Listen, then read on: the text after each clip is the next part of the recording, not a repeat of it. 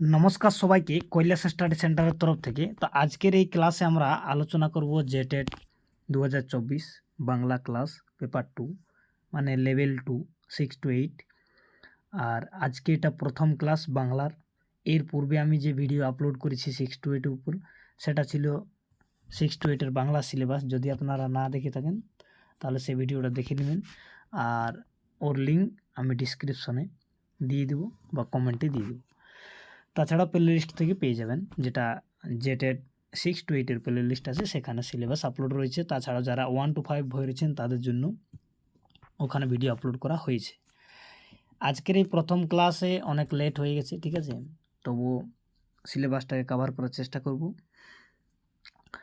তো চলো শুরু করা যাক আজকের এই ক্লাসটা। তারপরে আপনাদেরকে বলি যে যারা এখনও পর্যন্ত চ্যানেলটিকে সাবস্ক্রাইব করেননি তারা চ্যানেলটিকে সাবস্ক্রাইব করবেন। আর যদি আমাদের যে অনলাইন ক্লাস চলছে, ঠিক আছে, সেটাতে যদি জয়েন করতে চান তাহলে আমি একটা ফোন নম্বর দেবো আপনাদেরকে, সেই নাম্বারে যোগাযোগ করে আমাদের অনলাইন ক্লাস জুড়তে পারেন। চার্জ অনেক কম রয়েছে, ঠিক আছে। তো যারা ক্লাস করতে ইচ্ছুক তারা প্রথমের এই যে নাম্বারটাতে হোয়াটসঅ্যাপ করবেন বা কল করবেন, যেটা প্রথমে রয়েছে নাম্বারটা, এটাতে এখান থেকে আমার সাথে যোগাযোগ করে ক্লাসে জয়েন করতে পারেন, ঠিক আছে। ক্লাসের চার্জ মাত্র 499 টাকা রয়েছে শুধু বাংলার জন্য, ঠিক আছে। তো চলো এবার দেখা যাক ক্লাস। তো যখন আমি 6 to 8 এর উপর সিলেবাস বানিয়েছিলাম, ঠিক আছে, ভিডিও বানিয়েছিলাম, তো সেই সময় আপনাদেরকে বলেছিলাম যে বাংলা সাহিত্যের ইতিহাস পর্ব একটা আছে, বিরাট বড় পর্ব, যেখান থেকে জ্যাক বোর্ড যে সিলেবাসের ইঙ্গিত দিয়েছে সেখানে পরিষ্কারভাবে জানানো হয়েছে যে 6 to 8 এর সিলেবাস বিশ্ববিদ্যালয় স্তরীয় হবে। আর সেই থেকেই আমরা এই বাংলা সাহিত্যের ইতিহাসের আজকে এমসিকিউ টাইপ প্রশ্ন আলোচনা করব। অনলাইন ক্লাসে অনেক কিছুই আলোচনা হচ্ছে। যারা এখনও পর্যন্ত ক্লাস জয়েন করেননি তাদেরকে বলবো খুব তাড়াতাড়ি ক্লাসগুলো জয়েন করতে পারেন। 1 to 5 এর ক্লাস চলছে জেটেটের, আর 6 to 8 এরও চলছে। দুটার এই ফিস একই রয়েছে, ঠিক আছে। আর বেশি জানকারির জন্য যে নাম্বারগুলো দেওয়া হলো সেখানে যোগাযোগ করবেন। তো বাংলা সাহিত্যের ইতিহাসে দেখুন প্রশ্ন এমসিকিউ টাইপ অনেক হতে পারে, ঠিক আছে। আজকে যে প্রশ্নগুলো নিয়েছি সাধারণত এরকম টাইপের চর্যাপদ থেকে প্রশ্ন নেওয়া হয়েছে, যেমন 1900 এই যে শতাব্দী থেকে যে সর্বপ্রথম যে বৌদ্ধতান্ত্রিক সাহিত্যের যে বিচিত্র রূপ উদ্ঘাটিত করেছিলেন, ঠিক আছে, তো এটা কে করেছিলেন, এখানে আপনাদেরকে এটার উত্তর বলতে হবে। তো 1 নম্বর অপশন দেওয়া রয়েছে যে হরপ্রসাদ শাস্ত্রী করেছিল, না রাজা রাজেশ্বরনাথ মিশ্র করেছিল, না রামমোহন রায়, না অক্ষয় কুমার দত্ত। আপনারা যদি বই পড়াশোনা করছেন তাহলে এইগুলোর উত্তর দিতে নিশ্চয়ই পারবেন।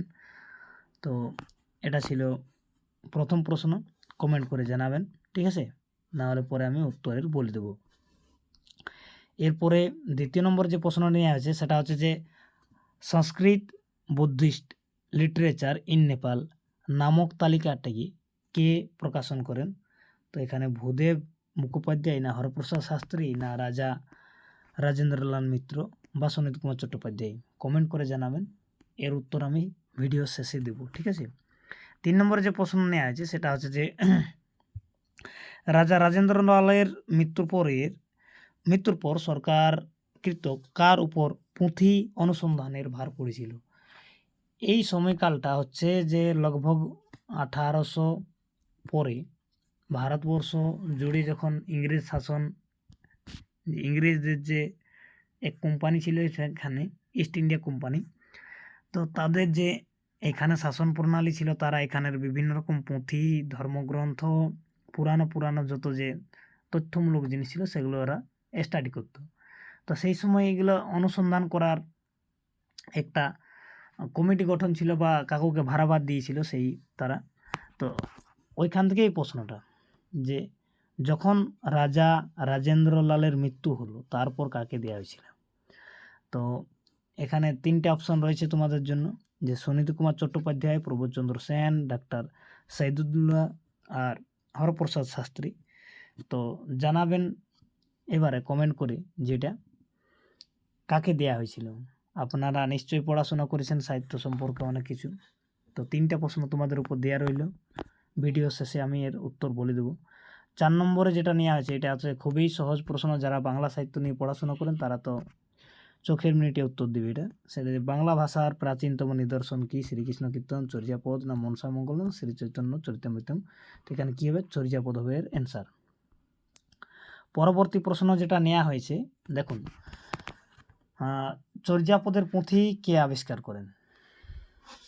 যারা ক্লাস করেন অনলাইনে অফলাইনে বিভিন্ন জায়গাতে, বা যারা গ্র্যাজুয়েশন করেছে বাংলা বিষয় নিয়ে, তাদের এইসব প্রশ্ন দেখি কোনো সমস্যা নেই, তাদের উত্তর হয়েই গেছে। ঠিক আছে, প্রশ্ন দেখার সাথে সাথে। তো কথা বলি যে প্রায় চর্যাপদের আবিষ্কার হয় 10ম থেকে দ্বাদশ শতাব্দীর মধ্যে, আনুমানিক বলা হয়েছে এর রচনা। এবার আবিষ্কার হওয়া রচনা হওয়ার মধ্যে অনেক অন্তর আছে, ব্যাপারটা বুঝবেন। এখানে বলা হয়েছে যে পুঁথিকে আবিষ্কার করেন।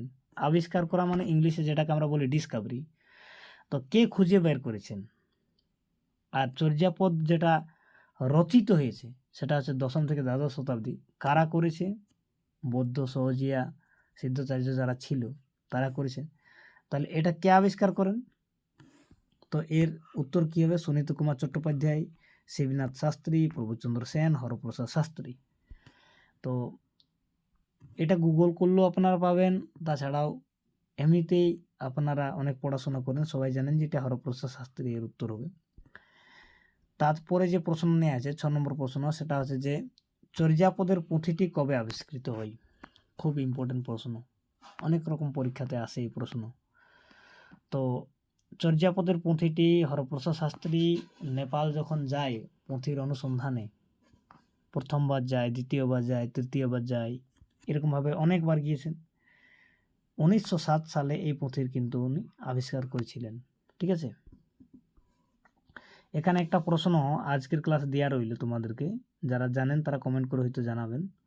প্রশ্নটা হচ্ছে যে শ্রীকৃষ্ণ কীর্তনের পুঁথির আবিষ্কার কত সালে হয়েছিল? পরবর্তী ক্লাসে আমরা ওই প্রশ্ন নিয়ে আসবো, তবুও প্রশ্নটা আজকেই বলে রাখলাম। শ্রীকৃষ্ণ কীর্তনের পুঁথির আবিষ্কার কত সালে হয়েছিল? যারা জানেন কমেন্ট করে জানাবেন নিশ্চয়ই। 7 নম্বরে যে প্রশ্ন নেওয়া আছে সেটা হচ্ছে যে চর্যাপদের পুঁথিটি কবে প্রকাশিত হয়? আবিষ্কার করা আলাদা জিনিস, এখানেও প্রশ্ন ব্যাপার আছে যে কোনো জিনিস আবিষ্কার মানে খুঁজে বার করানো হয়েছে, প্রকাশিত করা মানে এটাকে প্রেস দিয়ে করে ছাপানো হয়েছে, গ্রন্থাকারে রূপ দেওয়া হয়েছে। ঠিক আছে, তো এটা কত সালে হয়েছিল?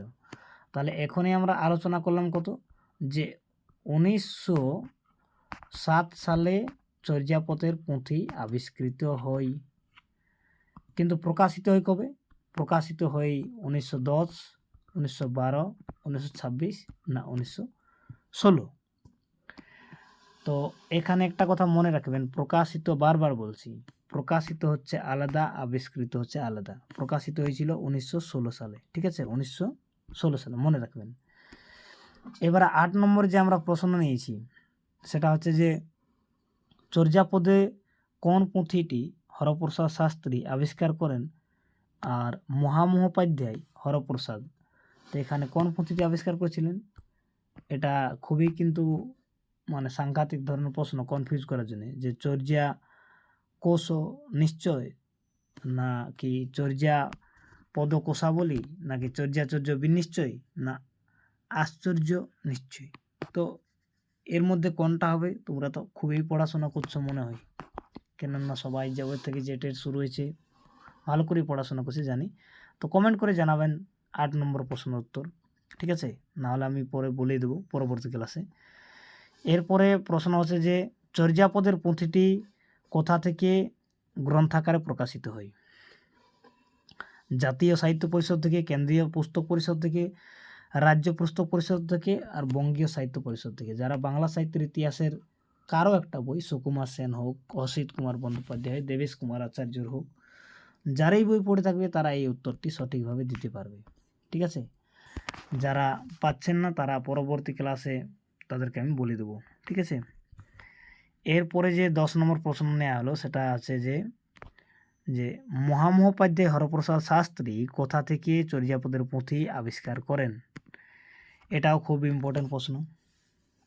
তো মহামহ হরপ্রসাদ শাস্ত্রী নেপালের রাজসভা থেকে এই পুঁথি আবিষ্কার করেছিল, নাকি নেপালের দরবারের লাইব্রেরি থেকে, না নেপালের মালখানা থেকে, নেপালের পুঁথি সংরক্ষণ কেন্দ্র থেকে।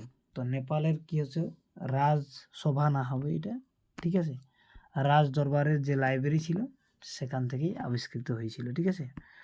তো নেপালের রাজ দরবার লাইব্রেরি থেকে এটা আবিষ্কৃত হয়েছে, খুঁজে বের করেছিলেন মহামহোপাধ্যায়। তো আজকের ক্লাসে এটাইকুই আলোচনা। পরবর্তী ক্লাসে আমরা আরও অনেক প্রশ্ন এখানে টাইপিং করা রয়েছে। আজকের ক্লাস অনেক বড় হয়ে যাবে, এই জন্য প্রথম ক্লাস, তাই একটু ছোট্ট করে তোমাদের টেস্ট নিলাম।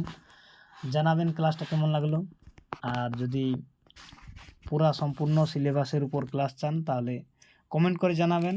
আর ভিডিওতে যেমন রেসপন্স হবে সেই হিসাবে আমি ভিডিও পরপর আপনাদেরকে দেবো, কিন্তু এরপর রেগুলার ভিডিও পাবেন।